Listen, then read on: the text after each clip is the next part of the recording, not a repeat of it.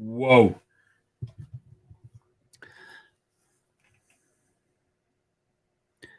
Watch out. Game 2, halftime. That was a weird half of basketball. I will tell you that much. Oh, geez. So, in terms of like what this sort of halftime leaves us with, how are you doing with your betting? I'm sitting there going, oh, unders, and it's 57-51 at the half. Yeesh. But I'll tell you, it was a weird sort of like start by Denver, wasn't it? That first quarter was very, very slow. Just everything was short. It's like, wait, you guys live here. What are you doing? This is bonkers. So, I don't know. It was a weird start for Denver. Defensively, they were a mess. I mean, you saw a whole bunch of missed coverages and stuff like that. Weird pick and roll, sort of like, hey, we're both covering this guy. It's like, dude, Max Strus is wide open over there.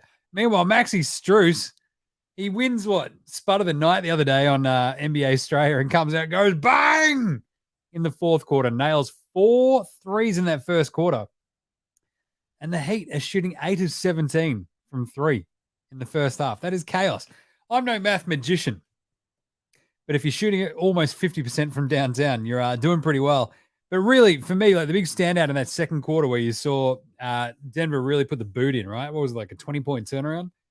The craziest part for me was that it was the bench. It was the bench for Denver. They're just like, check this out. Here's a bit of El Jefe Green for you. El Jefe Green goes out there. He's getting free throws. He's knocking in threes. It's all going on. And Christian Brown goes for 6 as well. He had 2 sick dunks, had a nice little baseline jumper as well. He has 6. Bruce Brown has 7 as well. So between that bench, they had 20 points. That's pretty good. It's probably just as well because Michael Porter Jr. apparently just can't hit the big side of a barn, the flat side of a barn, the wide side of a barn, the side of a barn. There you go. Use your words, Jim. We got there in the end. He had a missed 3 that was, I don't know, more open than 7-11 in that, just towards the end of that third quarter. And you're like, dude, if you can't hit that, like, what are you doing? He's 1 of 3 from downtown, 1 of 4 overall. He's got the 3 points, the 4 boards. But the thing, like on top of the bench, you saw the Joker absolutely dominate offensively, right? He had 13, 4, and 3 in that half. And it was like they needed it. They really needed him to go, all right, to be honest, yes, it's not bad. I'm actually 2-time MVP, yes. How about they scored some points, yes? And he goes out, absolutely dominates. KCP, he had some pretty dumb fouls there at the end. He let Jimmy Butler score over the top of him after a dumb foul that gave up, 3 free throws to Gabe Vincent. Just excruciatingly dumb. And KCP is also like, he sort of made up for it a little bit with those free throws at the end where he basically, jumps on top of, was it Vincent, I think, they're on the floor? Like, Vincent's like, dude, I'm on the floor. Why is this dude jumping on me? How's that a foul on me? I'm on the floor. What are you doing? Anyway, it's good to see, though, the Heat actually got some free throws. They got 6 already. They had 2 in game 1. 2! That's not many. In fact, it's a record. So, look, it's set up pretty nicely, I think, 57-51. 6-point Nuggets lead after being down 11 in that first quarter. Huge turnaround, but then they sort of just had these weird sort of sketchy moments late, didn't they? Where they're just like, oh, hang on a second. What's happening to me now?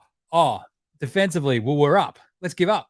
They're like, no, we shouldn't be doing that. What are we doing? So Bam's been pretty good. He had the 6-6-1. He missed a couple of easy shots there in the paint, which is weird.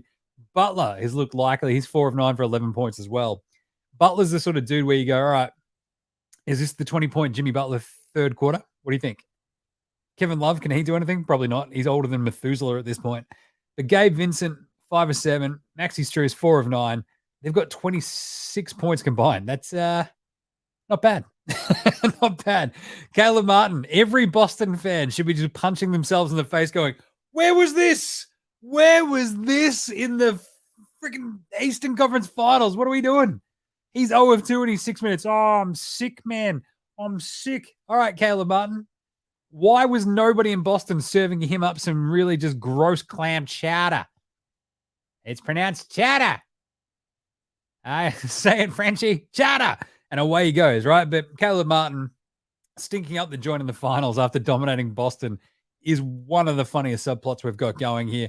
But really, I think setting up this third quarter, it's really, really sort of it's going to come down to if Michael Porter Jr. can hit some shots, if Jam and Jamal Murray can do anything, like Denver should probably run away with this and probably win it pretty similar to game one, right? Like 11-point margin in the end there.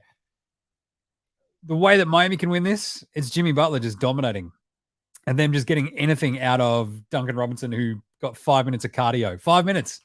5 minutes of running around at altitude. I mean, look, it's 5 minutes of pretty hardcore cardio, obviously. 5 minutes in the old altitude is probably like, 25 minutes normally. But he had 5 minutes, 0, 0, 0, 0, 0, 0, 0, 0, 0 across the board, which is, look, again, not great. The bank teller, Cody Zeller, went 1-1. It was pretty good. But yeah, Dan Josh, it feels like a Denver running at 75% can beat a Heat that's running at full tilt. So that was probably one of the weirdest things I thought going into this game. People go, oh, yeah, Denver played pretty well. And look, there's a bit more upside in Miami. It's like, what? What are you talking about? Denver hit 8 of like a million threes. They didn't hit any threes in game one. They're already up to 7 in game 2, and they're up by 6. They're cruising. They're fine. I think Denver are going to be all right. They should win this one pretty handily. But look, the blueprint is there for Miami. Go Jimmy Butler, Jimmy Butler, Jimmy Butler, Jimmy Butler, Jimmy Butler in the third quarter. Hope that Strus and Vincent's hot shooting can continue. Maybe they get something out of Robinson and Martin. Maybe, maybe not. And then, just put a bit of a hurt on Denver. But the thing is, my favorite aspect of Denver is just you saw it. You just saw it in the first half. They don't stress. They're like, oh, we're down, man. We're down. And Joker goes, this is okay. Just give me ball and post. Give me ball and post 1 time, 2 times, maybe 3 times. We'll score some points. It'll be fun. Don't worry about it. And he goes off, and it just solidifies that entire thing, right? So they don't really have – you saw them miss all those shots early, and they didn't stress. They went, right, we'll get some turnovers. We'll get out in transition just that little bit more, put a bit more pressure on that Heat defense, and then we'll run away with it. And that's exactly what happened. So I think what you'll see is more of that really good Denver offense. I think we'll see a little bit more out of Michael Porter Jr. I think we'll see some more out of KCP. Jam and Jamal Murray steps up a little bit too, and they eventually end up winning it. So I don't know. It's pretty nicely set up though, 57-51. You'll have to listen to NBA Straight tonight to get the full wrap. But if there's anything else, anybody else got any questions, any comments, I don't know, go nuts. Send them through. We'll put it in the show tonight. But either way, awesome first half. Back and forth, 57-51. I think Denver are pretty nicely positioned here. They're just too big, too good, too deep. You've already got what did I say? 20 points. Yeah, 20 points off the bench, which is awesome. 5 points for Miami. Not great. So Joel Christensen says if the game plan fails, give the ball to Joker. That's it. It's the ultimate out clause. Just go, everything's falling apart. Just give it to the giant Serbian. He'll be okay. The giant Serbian is a mix of Dirk Nowitzki and Avitas Sabonis. I think we might be all right. So there you go. All right. Go listen to NBA Straight tonight, and we'll probably do another quick live stream for game 3. Might have a guest. We'll see how we go with that. But either way, pretty good times, gnarly times. NBA Finals, how good is this? 57-51. I reckon Denver win it.